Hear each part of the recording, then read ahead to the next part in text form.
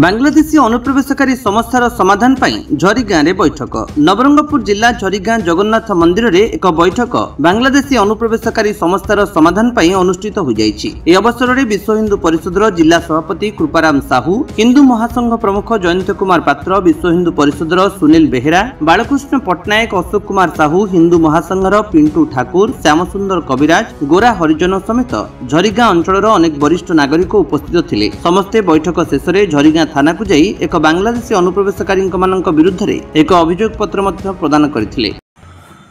Rohingya एवं बांग्लादेशी अनुप्रवेशकारी मानकर जोगु भारत तथा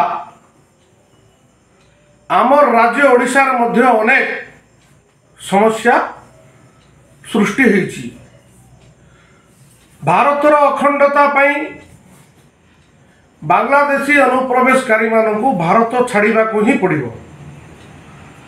भारतर प्रभुसत्तार सुरक्षा पाई, अखंडता पाई, आमर सामाजिक सुरक्षा पाई, आमर धर्म और संस्कृति सुरक्षा पाई बांग्लादेशी अनुप्रवेशकारी एवं रोहिंग्या माने महाविपद भविष्य में सृष्टि करि पारंती।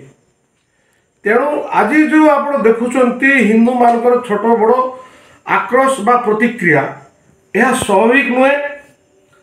आज बांग्लादेश रे जो हिंदू मानकर उपरे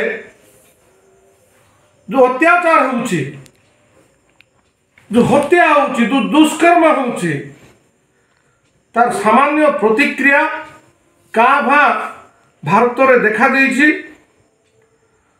मु समस्त हिंदू समाज को तथा समस्त भारतवासी को अनुरोध करुछि जे यही समस्यार मात्र एकमात्र समाधान बांग्लादेशी अनुप्रवेशकारी एवं रोहिंग्या मानकु भारतरु विताड़ित करिबा।